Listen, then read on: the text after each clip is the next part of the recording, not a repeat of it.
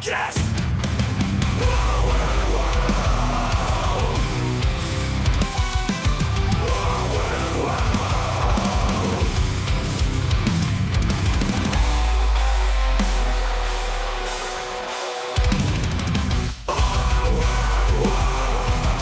Welcome to Our Weird World. I'm your host, John Henson. I don't know if I'm going to make it through this episode or not. Like, it's been extremely dry in the bedroom, air-wise, you know, and your boy, he sucks in some air while he sleeps. And if it's dry air, then it affects the throat hole area, whatever, you get it. So we're gonna see how it goes. I think we'll be all right, but maybe if I have to just stop in the middle of the episode and just then I'll just have to do that, and you'll just listen to it because it's not like I'm gonna edit it out. Anyway, I made myself do it that time. Anyway, today on the show we're talking about 4 strange natural disasters from history. For once, we're not talking about people messing things up. We're talking about the earth getting real tired of our shenanigans and trying to kill us. All right, we're looking at the stories of Galeras, Lake Nyos, Lake Peigneur, and our first story will be of the Carrington Event.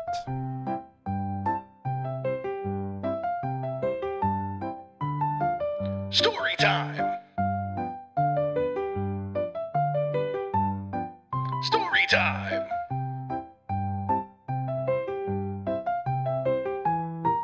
Story time?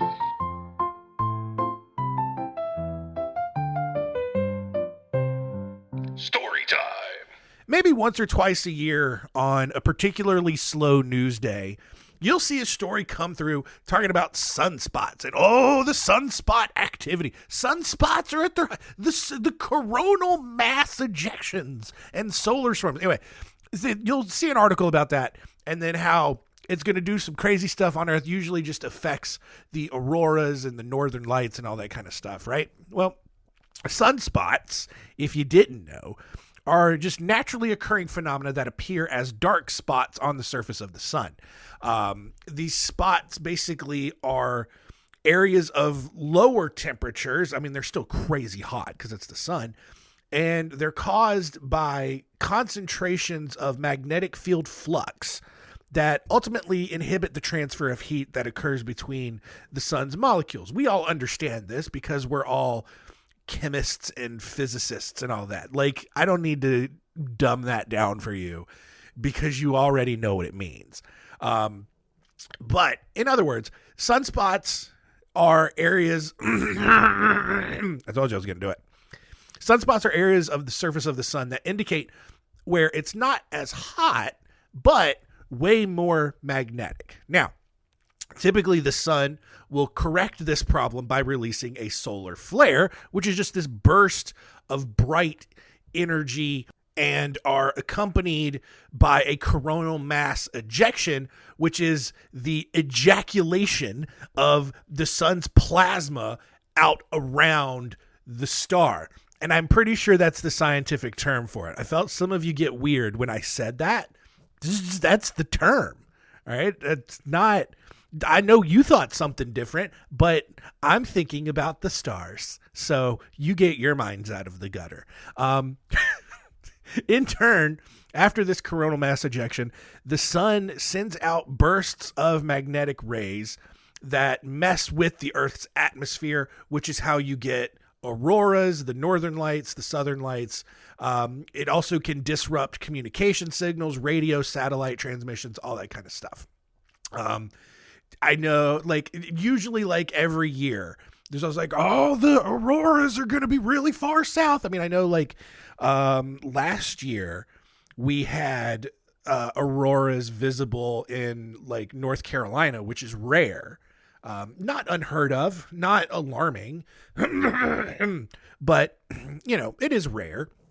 Well, all of that is to say that on September 2nd, 1859, astronomers Richard Carrington and Richard Hodgson noticed several sunspots appear on the surface of the sun, and reported the solar flare that came with it. Now, you're probably wondering, how did people in the 1850s see sunspots on the sun? You can't look directly at the sun. They had telescopes back then, and they would use like plates to take images of the sun. And when those plates had little spots on them, they knew that they were sunspots and not necessarily specks on the lens of the telescope, which I don't know. Sometimes maybe you're not right on that. I don't know. Maybe they had a system. Anyway, now, again, like I said, like while these sorts of things, you know, the sunspots and the solar flares, they happen with great regularity. Astronomers were not expecting the enormous coronal mass ejection that then hit the Earth's atmosphere later that day. Typically, any effects from a flare usually take a couple of days to reach Earth, not necessarily the same day. That night, bright green, red, and purple auroras were reported in Colombia, as in South America, which is not where auroras are ever seen. They hardly ever make it down to the equator in that area.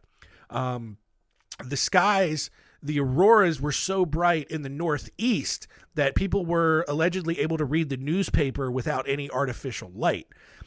Gold miners in the Rocky Mountains were awoken by the light and were so confused that they started making breakfast because they thought it was already morning. Telegraph machines in cities exploded, setting papers on fire and shocking several operators. Even after disconnecting the machines from their power source, the electromagnetic power coming at the Earth from the sun was so great that some people were still able to send and receive telegraphs.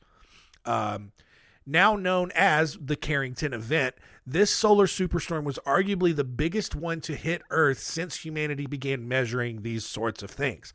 A similar storm today of that magnitude, because I know you're curious, would destroy all satellite equipment and power grids. So, like, it would suck, all right? The auroras would be beautiful, but nothing, like, sure, our phones might have power to take the picture, but we couldn't upload them to Instagram.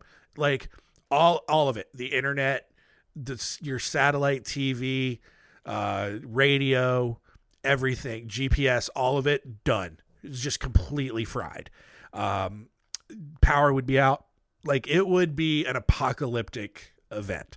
It would cost hundreds of trillions of dollars and take over a decade to fully restore everything. And the crazy scary part is, like, all of this could happen in an instant and we would have basically like one day to prepare for it. So, like, and honestly, that's probably why news agencies kind of report the increased solar activity and report like the solar flare and the magnitude of them, because this is the potential that can happen with it. Now, astronomers and meteorologists, like, they have really good ways of kind of monitoring and predicting this now. And so I don't know, it's still really, really scary that this could absolutely happen and send us centuries backwards to do. So anyway, there's another thing to make you scared and keep you up at night. The sun could just fart and wreck our entire system for a decade. So there you go. Our next story here. On November 20th, 1980, a Texaco oil rig was drilling for oil at Lake Peigneur, just kind of a round 10-foot deep lake in southern Louisiana, about 25 miles south of Lafayette. The fun thing about Louisiana is that a lot of it is just made up of sediment that was carried down from the northern part of the United States by the Red and Mississippi rivers during like their annual floods. But the farther down you go in Louisiana, the more you run into things like salt domes, which are hollow rock formations that grow from underground and typically fill with natural gas. So basically, it's exactly what it sounds like, right? It's this dome, this circular, hollow rock formations, not always made of salt, but like it's got some higher salt content.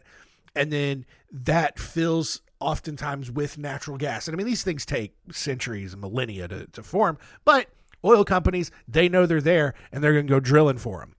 And so there was a salt dome underneath Lake Peigneur.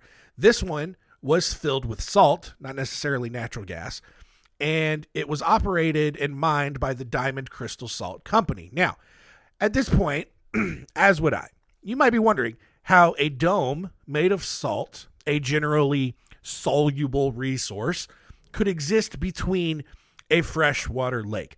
I don't have the answer to that. And this is kind of the sort of thing that made me give up my dreams of being a geologist as an adult. This don't make no sense, right? It don't make no sense. You're going to tell me that a 10-foot deep lake, which is a lot of water, can just exist on top of a hollow dome of salt? Salt dissolves, dog. So the water just can't dissolve the salt? Why? How does that... What? Science, man. Anyway, so thanks to faulty core. Let's go back to the actual story. So Diamond Crystal Salt Company, they are operating this salt dome. Meanwhile, Texaco, they got an oil rig. They plop it into this lake because they're drilling for oil. And they've got some faulty coordinates, basically because they were using a transverse Mercator instead of a universe Mercator. And everybody knows you got to make sure you're interpreting the universe Mercator correctly and not the transverse Mercator. Duh. Anyway, well, they didn't. And so a rig using a 14-inch drill bit in the middle of the lake penetrated the third layer of this salt mine. And immediately, water began draining from the lake down into the mine. And as the water flowed through, the top of the salt dome finally began to dissolve and this hole got bigger. A whirlpool quickly formed on the surface of Lake Peigneur and quickly sucked up the drilling platform, 11 barges, and 65 acres of land and trees. I don't know if there's an exact video of this happening, but there are similar videos of lakes out in Louisiana where a sinkhole opens up in the bottom of the lake and starts just sucking down trees and like you can just see everything just funneling to it and trees are just disappearing beneath the surface. It's crazy. The Delcambre Canal, which flows south out of the lake, actually reversed course. And for the next few days, the sinkhole created a 164-foot waterfall that dumped fresh water into the underground cavern and replaced the lake with salt water from the canal and nearby Vermilion Bay. The air that had been trapped inside these caverns from the salt mine pushed out the floodwaters through nearby mine shafts in 400-foot geysers. So just all of the water coming down, the air has to go somewhere, and it is just rushing out of mine shafts nearby and shooting up 400 feet into the air. That's like if you go to the mountains, like that's basically like from where you are on the road to the top of the mountains, roughly 400 feet, give or take, depending on which mountain you're looking at, right? Like that's how high we're talking about here. Somehow, which goes against the typical chain of events when things like this happen, no one died. No one died from this. At the time of the accident, there were 55 people working inside the mine, but they all escaped thanks to disaster training and evacuation drills. So I guess maybe they are useful sometimes. The crew of the drilling rig who accidentally made the hole immediately escaped from the platform when they realized that they had made the mistake. Another man who had been fishing on the lake at the time was actually able to drive his boat to shore and escape before everything sucked him into the cave. Several days later, 9 of the 11 barges that were on the lake and got sucked in popped back up to the surface after the water pressure had returned to normal. Thanks to this disaster, however, the entire ecosystem of the lake changed. It was, like I said, once was a freshwater lake. Instead, now, the inflow of salt water from the bay and the canal turned the lake into a saltwater lake. The max depth grew from 10 feet to 200 feet. Granted, most of that is concentrated on the one sinkhole, but whatever. Texaco was forced to pay $32 million to Diamond Crystal, as well as $12.8 million to Live Oak Gardens, which was this live plant nursery that operated nearby that had a lot of its stuff get sucked down into this hole. They had a ton of damage. So Lake Peigneur still exists, but it is completely different today than it was back in 1980, mostly because there's a giant sinkhole somewhere in the middle of it that maybe you could go and dive down and explore or something. I don't know. Moving on, 6 years later, on August 21st, 1986, Lake Nyos, which was a crater lake in the remains of an inactive volcano in the northwest region of Cameroon in Africa, lake exploded, which doesn't normally happen to a lake because lakes are made of water and water does not explode. Basically what happens is a massive cloud of carbon dioxide bubbled up from the lowest parts of the lake, which is like 700 feet down. It's a very deep lake at over 60 miles per hour. So basically these bubbles bubbled up from the bottom and then at 60 miles an hour got to the surface, which would, I guess, cause an explosion if there's enough of them. These bubbles released somewhere between 100,000 and 1.6 million tons of gas into the African countryside. So basically 1 million tons of carbon dioxide burst out of this lake, which that's a pretty big burst. I'll give it credit for that, right? The cloud rushed over the north end of the lake and down into several valleys and killed everything. Because guess what? You can't breathe carbon dioxide. It's already been breathed because you breathe in oxygen, you breathe out carbon dioxide. So you can't breathe in what's already been breathed out. You get it. And so this massive cloud of carbon dioxide explodes out of this lake for some reason. Maybe I'll tell you why in a minute. And it, because of how air density and such works, I guess, this cloud rushed down into the valley. And within a few minutes, 1,746 people and over 3,500 livestock suffocated to death. Just out of nowhere. Just all of a sudden, this cloud of gas just came out of the ground. And these people had no idea it was coming. I don't know if it looked like an actual cloud. I don't know what clouds of carbon dioxide look like. Maybe it was invisible, which is even scarier, right? You're just existing one day, man. And all of a sudden, you just off in the distance, just see people start falling. Not even really falling, but like collapsing to the ground and like look like they're choking to death. And it just keeps getting closer, keeps getting closer. All the animals, they're doing the same thing. Everybody's twitching. And then all of a sudden it gets to you and you can't breathe. That is the craziest, scariest, slowest death I've heard of in a long time, right? 1,700 people, 3,500, and they all suffocated to death, right?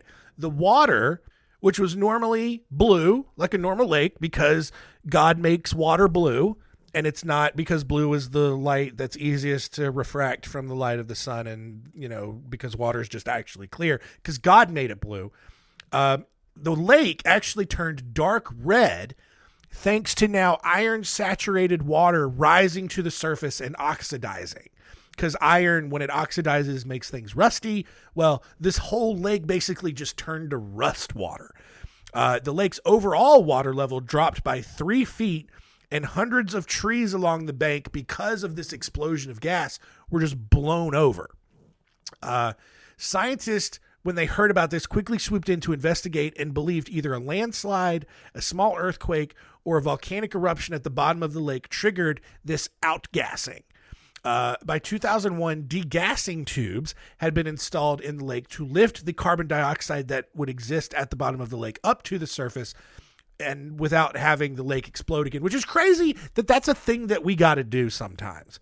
Like, we just have lakes out there that, maybe there's volcanoes in the bottom of the lakes, which again, Nyos was a crater lake on what was supposed to be an inactive volcano, right?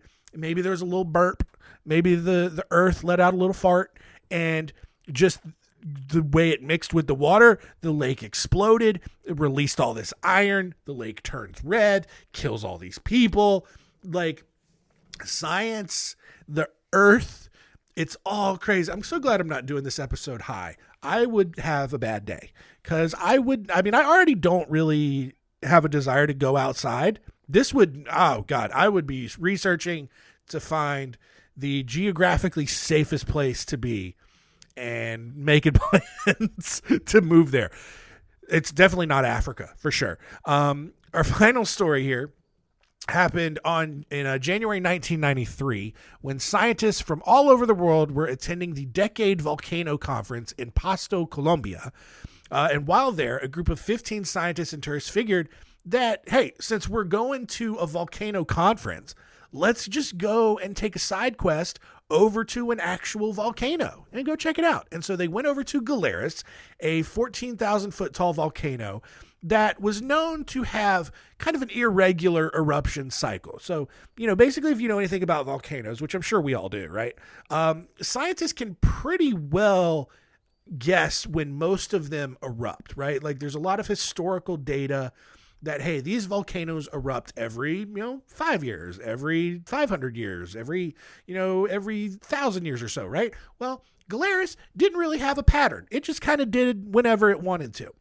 So the group hoped to get over there to kind of study its gas levels to better predict when the next eruption might occur. Now, if you are an astute listener to this show, you probably already know what's about to happen. So, on January 14th, the expedition conducted a full day of experiments inside the volcano, which is a crazy thing. You're just going to go inside of an active volcano that you have no idea when is going to actually erupt. That's a dumb thing to do. And these people 1,000% deserved what's about to happen. So, as everyone packed up and began to head back to, Pasto, where the conference was taking place, the group stood at the rim of the volcano and looked one last time over the area they had just studied. They're just admiring it like, wow, we really did some stuff today, guys. This is pretty sweet. And then the background music that was once very bright and cheerful and inspiring and uplifting starts to transition into something a little more dramatic. Just bwomp, bwomp, that annoying sound. Because now camera one comes in, focuses on lead scientist Stanley Williams. His facial expression, the smile on his face disappears. The ground starts rumbling around him. And he probably says something real campy like, "We better get going." Or whatever. Or just like, or his eyes get real big. He's like, "Run!" And so without warning, except for all of the contextual warning that the movie would give you, Galeras erupts so violently, blows the top off the volcano, and this mass of lava and scalding rock, some as big as the size of like 1990s big screen television sets, which are gigantic if you don't remember those. They're just flying out all around them. 3 people in the group immediately vaporized. Gone. Just completely gone. 6 others were killed. So we were at 15, already down to 6, right? Yeah, 6. 3 immediately vaporized. 6 others were killed and burned to death when they got hit with a massive falling molten boulder.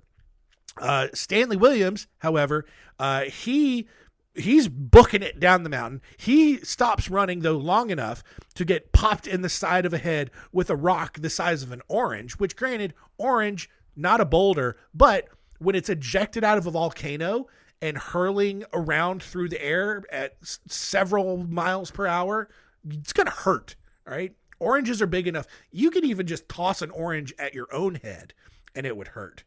Can't imagine a rock, right? So the impact of this orange-sized rock sent pieces of his skull into his brain. He got hit with another rock that smashed both of his legs, leaving one of his bones sticking out through his pants. And like at that point, you got to you're going to be like, man, this is going to be a real crappy next 5 minutes or however long I'm alive. It's very hot here. There is burning rock flying all around me. My skull is in my brain. I can see my fibula right now. This really sucks. And he just takes a seat because he can't run anymore. His legs like hanging out of his body.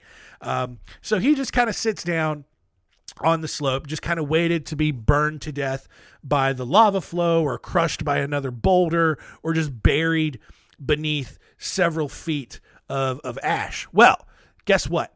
Marta Calvache and Patty Mathis, two brave or insane women who decided to actually climb back up the slope during the eruption to check for survivors, they found Stanley Williams and they rescued him.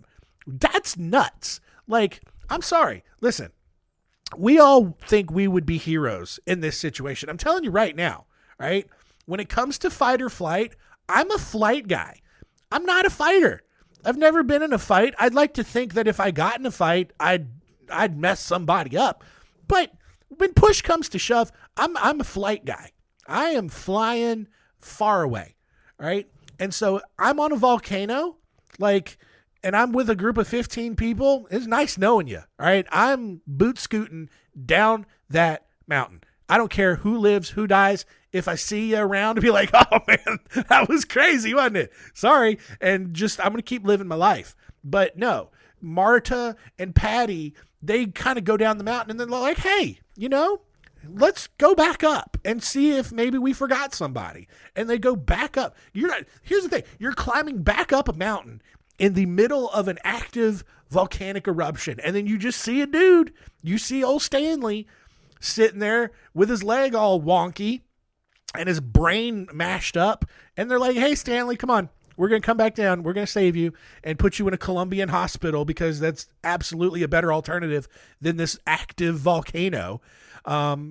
So Williams, who should have died on this mountain, old Stanley, he instead wakes up in this Colombian hospital and was informed that doctors had removed a chunk of his brain the size of an avocado pit, that's a lot of brain, right? The expedition's experiments were pointless because scientists still are not sure how to predict Galeras' eruption cycle.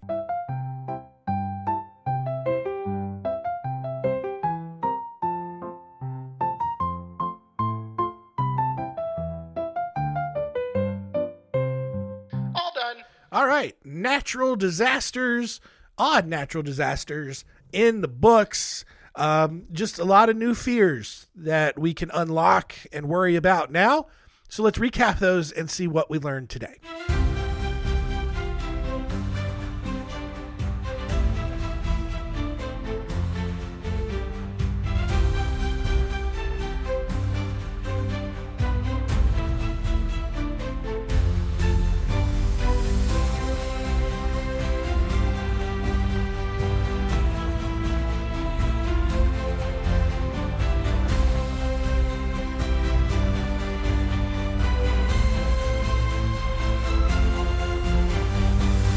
What did we learn? Number one, the sun can fart hard and wreck everything we know and love about life.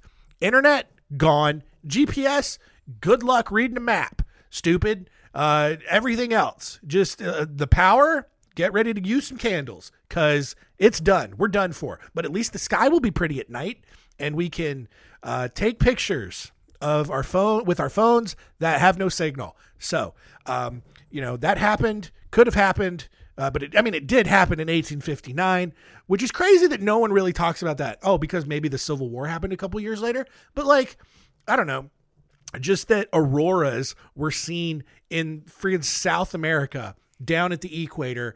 And it was so bright in the Northeast that it was basically like the sun didn't even set. And that can happen now. It could happen any day. It could be happening right now. And we would have several hours at best to prepare. And that's super scary. Anyway, number two, apparently in Louisiana and maybe in other places, there's just lakes on top of hollowed out domes of salt.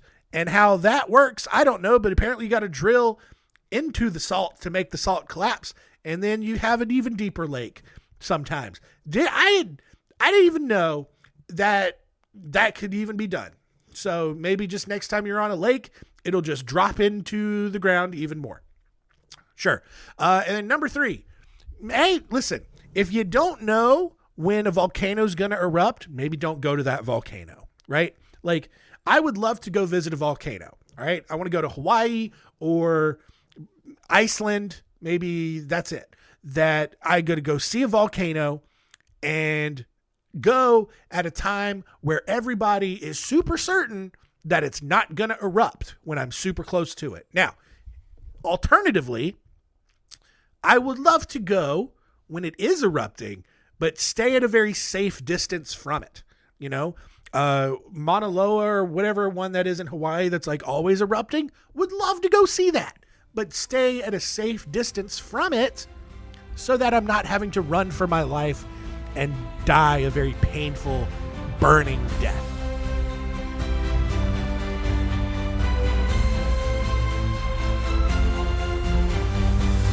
What did we learn? Next week on Our Weird World, listen, that last story of Galeras, we talked about 2 women, very brave women, heroic.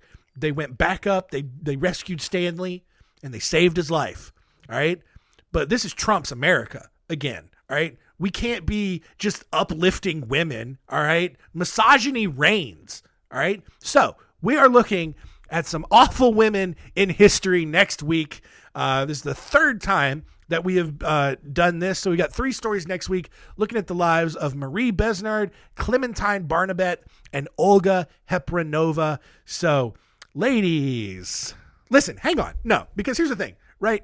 The majority of this show is just talking about dudes who were terrible. So, women, it's your turn, all right? Let's flip this, all right? I'm not just playing into the current political climate. All right. I'm being fair. I am giving not equal. I'm making sure that everyone is represented. All right. So we have the majority of the stories are just about dudes who suck. Well, guess what? We're going to have the 3rd edition of women who were terrible. So it is called representation. It's not punching down and being unfair or misogynistic. I was just kidding about that part. It's just the show. It is the nature of the show. I'm a good person. So that's it. Thanks for listening. Keep telling all your friends and keep it weird.